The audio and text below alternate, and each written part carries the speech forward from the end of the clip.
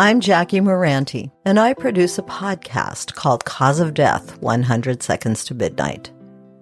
Have you ever read or watched any post-apocalyptic fiction? Were you one of the first people to see The Road or I Am Legend when they came out? Do you wonder if those things could really happen? Could the world as we know it be toppled by a disease, a global crisis, or a natural disaster? I assure you that it could. My show talks about the precursors to apocalyptic events. I like to call it pre-apocalyptic nonfiction. I talk about history and how we never learned from it, the present and how we tend to ignore every warning sign, and the future and what it will mean if we don't take care of our resources. The hands of the doomsday clock have been set at 100 seconds to midnight for 3 years now. Can we make the hands turn back? Cause of Death, 100 Seconds to Midnight can be found wherever you listen to podcasts. Hola, my beautiful humans. This is Jasmine Castillo, and I bring stories and cases from the people of color community, bringing awareness of murdered and missing Indigenous women, girls, two-spirits, the LGBTQ community, Asian American, Native Hawaiian, Pacific Islander, Black Indigenous people of color. These are their stories. So, welcome to Hands Off, my podcast. This case has limited amount of information from the law enforcement. Most, if not all, of the information comes from the family, who are actively involved in trying to solve this case. This family has expressed their frustration with law enforcement's investigation. All information included is based on publicly available sources online, but I am not posting anything on an absolute fact. I am just reporting what I have found online and do not accuse anyone of anything. Everyone is innocent until proven otherwise in a court of law. This episode will focus on the case of Cieha Annette Taylor, a 28-year-old woman who went missing on February 6, 2020 in Plant City, Florida. I will discuss her background and life prior to her disappearance, as well as the events that took place leading up to it. Additionally, this episode will explore various theories surrounding her disappearance and potential leads that have been investigated thus far. Finally, I will provide an overview of current efforts being made by law enforcement and other organizations to find Cieha Taylor and bring closure to her family and friends. There will be a lot of moving parts, specifically a lot of people involved in her investigation. So you will hear the names Cieha Taylor, mother, G as little cousin, Portia Taylor, sister-in-law, Chris, the brother, Hope Taylor, aunt, Allison S., which is a sibling from another mother and a longtime friend, and Cindy Johnson, who is also aunt. J is often referred as the boyfriend. I will be using the initials J, L, K, T, and K's parents. Interestingly, several people involved in this case have never been publicly named by the law enforcement, so I will identify them by their first initial in this episode. Their names are out there along with a lot of information about their history, personality, and possible actions in this case. Unfortunately, I am unable to fully report on these topics. If interested, I would suggest following the family-run social media accounts. Let's get started.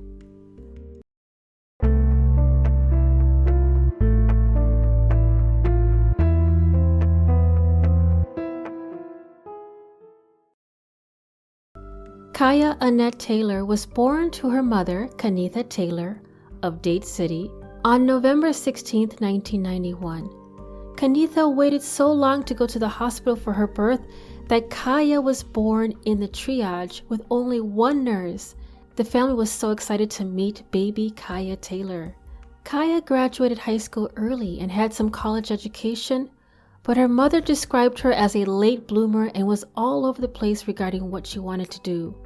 She would self-educate and loved to write. On Cieha's Facebook page, she followed many poetry accounts. The brightness of her personality would have given her an open door to whatever work she wanted, be it in the medical field, teaching young kids, or having her daycare. Kaya's family went on to explain that she was very good at everything, and that meant her future was bright for whatever she wanted to do. Cieha could learn quickly and was very artistic, musical, and intelligent. Cieha is a very affectionate person who would give more than 100% of her love to just about anyone. Quote, "She used to do something that would irritate me sometimes. Even as old as she is, she would want to hold my hand when we were in the store, and I thought about it the other day. I missed that." End quote, said Kanitha. Not only was Cieha very loving, she also wanted to see only the good in others and would go out of her way to lift anyone struggling. Cieha was also a super upbeat, positive, bubbly personality to which people would want to gravitate. Quote, "The party didn't start until Cieha got there. Cieha was the party." End quote. She'd fill the room with her joy and energy. In addition, Cieha engaged in a YouTube channel that showed off her big personality. She loved makeup and had lots of fun quoting movies and songs.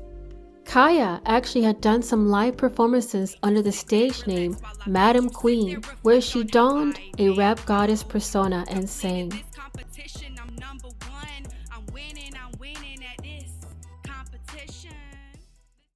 Cieha was spontaneous in a good way. Quote, "She stands out in a crowd. That's the best way I can put her," end quote, stated Cieha's mother. In an interview, the family discussed how this aspect of her personality was sometimes exploited by those that would misguide her by telling her they were her friends. They speculate that this may have had a hand in her disappearance. Cieha loved the outdoors and was very spiritual.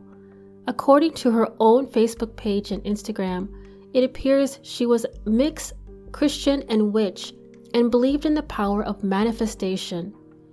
I believe that love is an activating energy that has the power to create. Love gives power to imagination, which forces manifestation. If you can think it in your brain, it will come to you through the power of love. In addition, Cieha loved the water and could be mistaken for a beautiful mermaid on the beach, which she frequented with her sister-in-law. Cieha is inquisitive and avidly reads, but she is a dreamer and enjoys living life to the fullest. Kanitha bought Cieha's car for her birthday in November of 2019. Prior to February of 2020, Cieha had been living with her mother in Dade City, Florida, and had recently started staying with her boyfriend, Jay, in Plant City, Florida. Although the home was Jay's best friend Kay's parents' house, Cieha did not have family there, but she did get a job at a call center nearby. She and Jay had an on-again, off-again relationship of around 2 years, and they had known each other for 3 to 4 years before that. Cieha's relationship with Jay has caused a strain in her relationship with her mother and the rest of her family.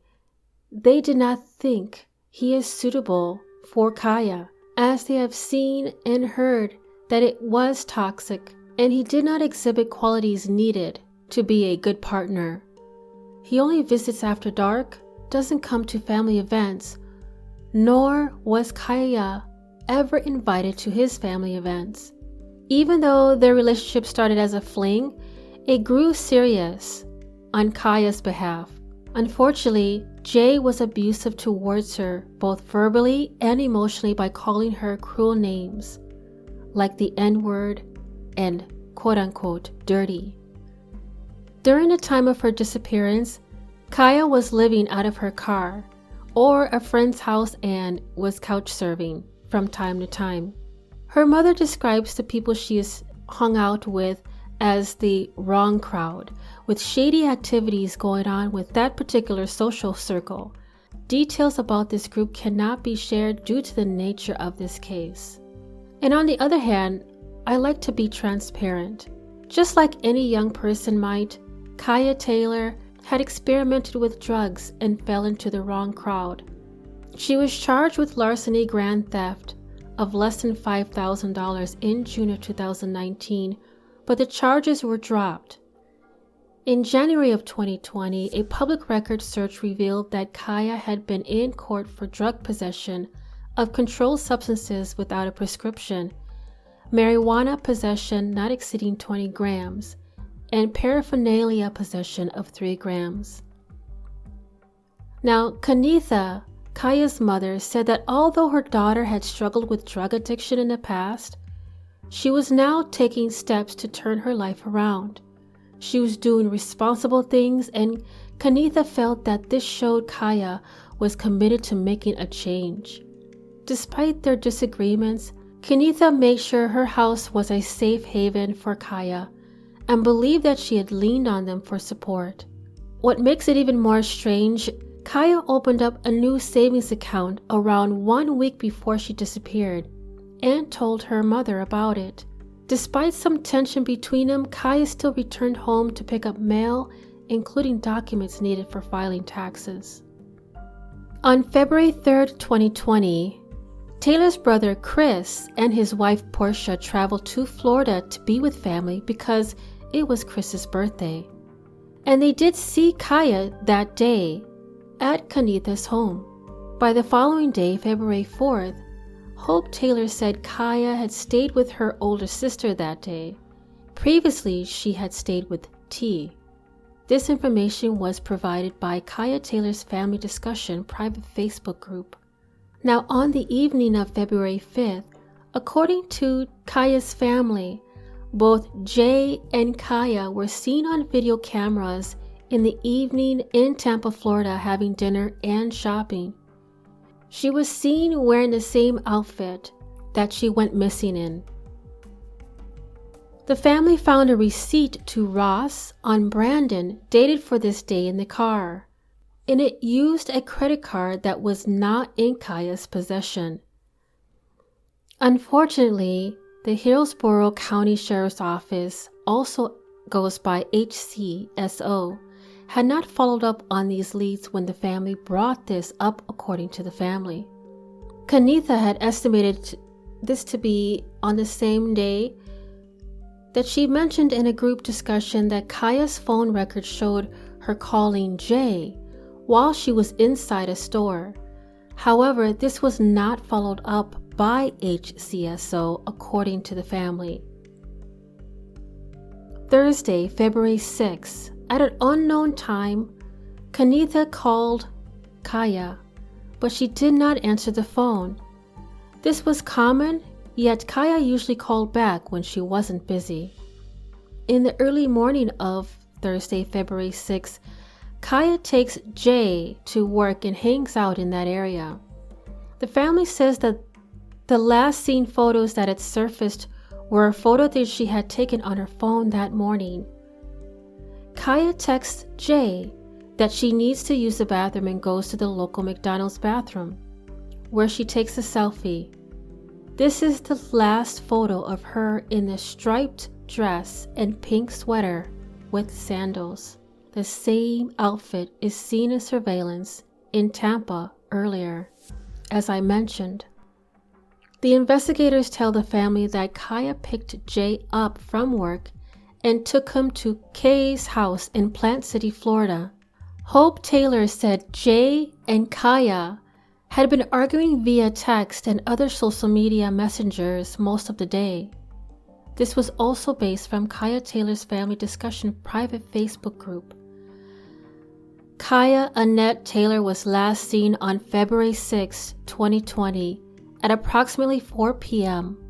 when she dropped her boyfriend, her boyfriend's friend, and her boyfriend's uncle off at their home on Cowart and Trapno Road in Plant City, Florida. She had plans to stay with a close friend in nearby Lakeland, but never arrived there. Cieha called her friend to let them know she was en route, but did not arrive and has not been heard from since.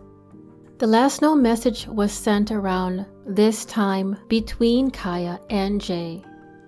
More on this later.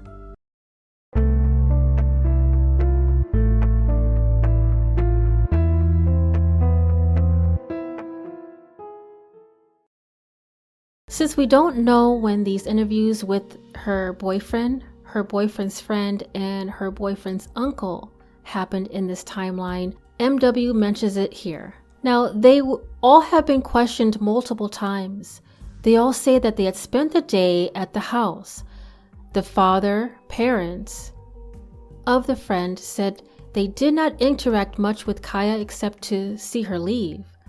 However, they also said that she had interacted with Jay and the friend as usual, but described her as being more erratic and possibly going through some mental crisis. Now, the family of Cieha says these persons were interviewed multiple times, and they were told Jay and their friend were not suspects. But in a later news interview, the news reports that the boyfriend was still a suspect, so there is some conflicting information. Now, according to Kanitha, Cieha had just gotten into a fight with Jay and was supposed to have been going to a friend's house. Now, Kanitha also mentioned how saying her behavior was more erratic is null, considering how dramatic Cieha was known to have been in her larger-than-life personality. And according to Cieha's family, it is also common knowledge that this group was known to use drugs. This includes Cieha, who had been struggling but also attempting to make better life choices. Cieha believed Jay loved her, and she was always in love with him, which might have put her in a very vulnerable position. By 6 p.m. on the same day, February 6, the last call on Cieha's phone was outgoing and was sent to Jay, according to the family. This is one of the few calls Jay actually picked up, while previously he ignored her phone calls. According to Allison, Cieha had never given her password to her phone to anyone but Allison and T. Allison did not think she would have given her password to anyone else, even Jay. By 7 p.m., which was 3 hours after Cieha was last seen, a black with faded paint, two-door, 2000 Toyota Solaris facing northbound was found on Trapnell Road and west of Jap Tucker and Foxy Packy Plant, in the middle of the railroad tracks. Kanitha mentions that the back tire had been stuck on the track. Unfortunately, it was not known at the time whose car it was. A citizen initially stopped, thinking the vehicle was broken down, and called it in. And they noted nobody was around the vehicle or seen in the area at the time. Her headlights were facing north. Police found her car running with the driver door open.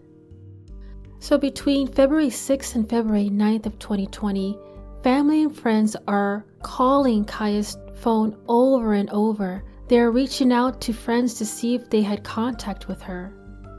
A massive storm rolled over through this area, and it heavily rained between February 7th through the 9th. Allison S. had called HCSO on the 10th to do the meeting to file the missing persons report like they had asked her to do. During this call, she had asked dispatch to look up the reports from February 6th after learning from Foxy Farms that the car had been out there. However, after being on hold for 15 minutes, they tell her there are no official call logs, confirmations, or records of the 911 call or calls. The exact time of who had called it in is still being determined. Multiple people may have called in about the car. It is only through Allison's account that we know that Plant City Police arrived on the scene first. The officer notes the running car and the phone on the ground and realizes this wasn't their jurisdiction. They then contact HCSO. HCSO told PCPD, which is Plant City Police Department, they did not have any officer available and were instructed to move the car off the tracks and wait for a deputy. PCPD did that and, in the meantime, did not run tags or IDs, but placed the phone in the car and locked everything, including the keys, in the car. Quote, When the Hillsborough County Sheriff's officer arrived, they moved my niece's car from the middle of the road. They drove it and parked it right here, end quote. Allison called Plant City PD and was told that the car was not in their jurisdiction and was sent to Hillsborough County Sheriff's Office. After Allison's conversation with the dispatch, the HCSO becomes tight-lipped about the situation and does not release any more information about the incident. Until the podcast, they briefly explain why the vehicle was moved. Here's a clip from Unfinished Business podcast. The Sheriff's Office and the Plant City Police Department responded to the scene, and obviously the fact that a vehicle is obstructing railroad tracks, it's an active CSX line.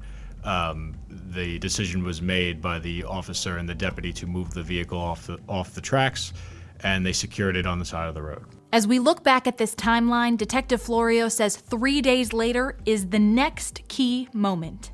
So on the 9th is when the boyfriend's mother comes to drop some belongings off to the friend's house and notices Cieha Taylor's vehicle parked on the side of the road. The mother informs the boyfriend about it, and he comes up there and says, oh, something's wrong. She left the house on Thursday, and they ended up getting in contact with the friend whose house it was in Lakeland. The detective will not release the officer's name, but the family is told an internal affairs investigation was happening. The family did ask to look at a policy for when a car is found like this, but they were not given that either. Rumors have been circulating that the police department investigating Cieha Taylor's disappearance has a connection to Jay's family. However, there is no proof of this. This information is being reported as it is publicly available. By Sunday night on February 9th at 7 p.m., the story of how the family discovers Cieha's car is long and complicated, so MW tries to smooth out the details here. There are conflicting information from different news sources and quotes, but they have attempted to highlight the moments. The first event is Jay's mother, Elle, noticing Cieha's car along the side of the road where law enforcement had moved it. Now, as I mentioned from the podcast Unfinished Business and Finding Cieha Facebook page confirmed this event. From Jay's location, there is only one way in and out to get to the stores and to other parts of town. It has been 4 days at this point since the car was abandoned. So Detective Florio, as Detective Florio, as I identified here from that previous clip, from Unfinished Business tells us that LR was bringing items to the house where Jay was staying. LR tells Jay, who says, "Oh, something's wrong. She left the house on Thursday," end quote. Now, Portia Taylor describes in a podcast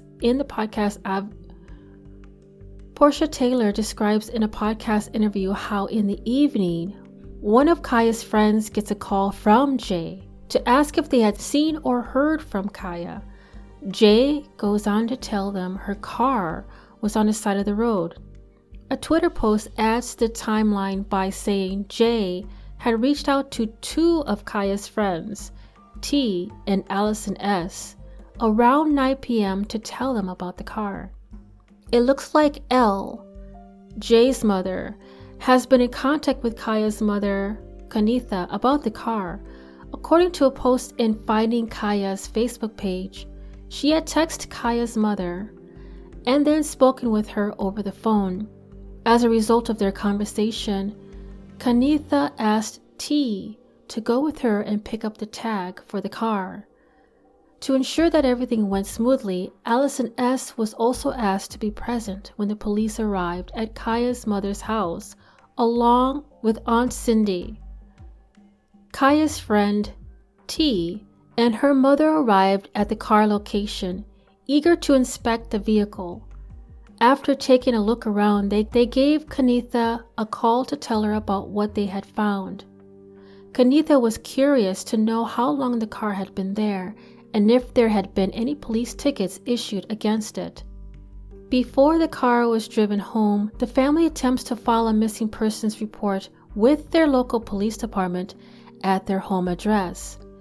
Unfortunately, the Dade City Police Department could not file it, even though they started to help and even sent a few cars over.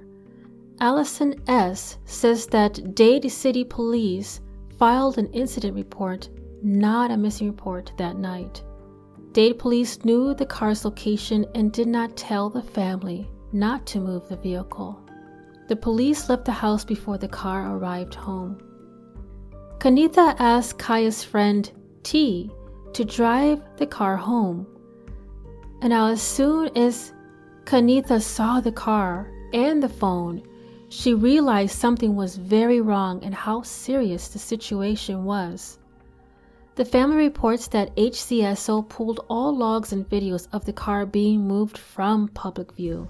This is also the same sheriff's office that Kelly Marie Vasquez has expressed their frustration with for picking up evidence but then needing to be more communicative about the investigation or showing what they are working on. And if you have been following me this far, I did speak with Debbie Corville about her daughter Kelly Marie Vasquez in episode 28. Furthermore, the family was informed that a train had not run on those tracks in over a year since there was maintenance going on. When the news asked about the situation, they were given this statement, quote, "I understand that the family's frustration with that, but I don't have the intimate details of the investigation in front of me," end quote, said Amanda Granite, the public information officer for HCSO. Quote, 8 on Your Side asked to interview Sheriff Chad Chronister about these cases and about the racial disparities surrounding missing person cases, but was told his schedule was too busy. News Channel 8 also asked to interview any of the detectives on the case and was told they could not speak to the media. Granite agreed to an interview, end quote. Kaya's belongings, including a cell phone, keys, purse, and debit card, were left behind. Quote, "If you know Kaya, you know she was never without her phone," Portia said. "She was always in contact with someone. We're just really worried about her," end quote. According to Kanitha, nearly everything her daughter owned was left inside that car. Clothes, purse, ID, driver's license, social security card, and phone. Quote, "She never went anywhere without her phone. The phone was the main thing that set me to think something's wrong," end quote. Allison and Kanitha charged Kaya's phone, which had been dead, and then they went through the phone together. When Allison saw the last text messages, calls, and photos from Jay, she called the Dade police because of the subject matter. That's when she was informed that they had only taken an incident report and was advised to reach out to Plant City PD. Hope Taylor said the last texts and phone calls were confusing because it was through a regular texting and other platforms like Facebook Messenger. Jay and Kaya had spent the day arguing this way. "So you are going to send your white supremacist friends to take care of me? You think you're smart, but I'm smarter." Kaya is biracial and her boyfriend is white. Her boyfriend's Instagram account description states, quote, "alt-right Jewish disciple of Christ rabbi," end quote. One of his posts is a combination of the Confederate flag and a swastika, and it has an overlay of text from Revelation 3:9 about the idea of the synagogue of Satan. This concept is a commonly trafficked anti-Semitic belief, which asserts that the true Jewish people are Christians, end quote.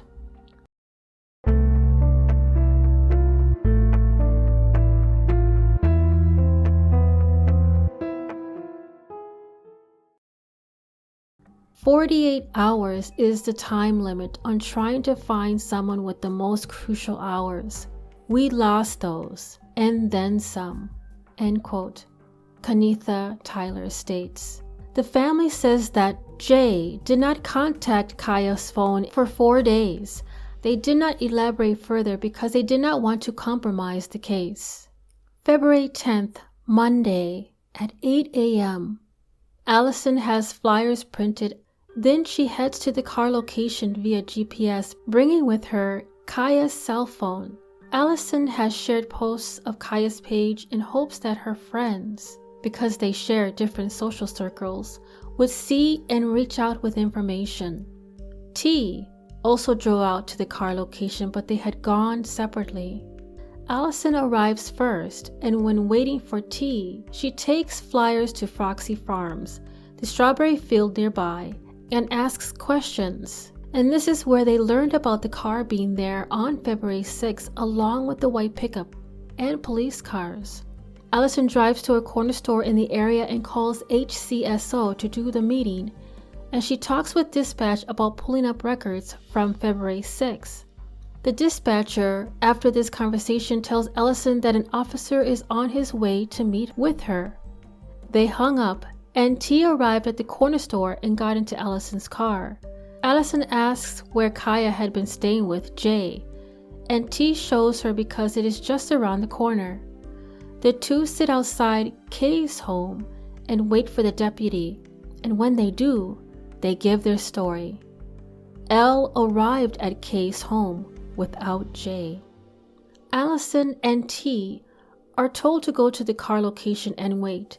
When they arrived at the car location, there were dozens of police cars, detectives, a helicopter, and dogs. They had to wait until the lead detective arrived on the scene. This moment with the dogs and helicopters triggered Allison to this day because it confirmed that her friend was gone. And it was a traumatic hearing all the sounds while trying to process the reality. Allison relies on her social work training to remain calm at the moment and try to help. Allison then recounts that she was parked on the side of the road, and 15 minutes later, L arrived on the scene and parked on the other side. L had brought with her J and K. They were all holding and drinking from styrofoam cups, eating snacks, laughing and smiling. Allison notes that J had a bandage on his arm. Allison waits and continues to speak with several officials and writes her statement. Allison also shows the police Kaya's social media. Hope Taylor arrives on the scene, and Allison tells her the situation. Allison was also able to talk with Kanitha shortly and was told HCSO was also at her home collecting the car. The car was taken into custody that day. Then, one by one, the lead detective meets with LP, R, J, K, and his parents, who had stayed in their home. T, and lastly, Allison, who interviewed around 8 p.m. and 9 p.m. Finally, Allison takes T to her car and they both leave. The Criminal Investigations Division was notified in HCSO. Detective Florio says that almost every detective in the Homicide Division has been involved. To be continued this coming Thursday. If you enjoy our show, please rate and review us on Apple Podcasts. And be sure to come back next week for our discussion of true crime stories. Until then, this is Jasmine Castillo. We are voiceless no more. This podcast was created, produced, recorded, and edited by Jasmine Castillo. Researched by Mary Weathers and Jasmine Castillo.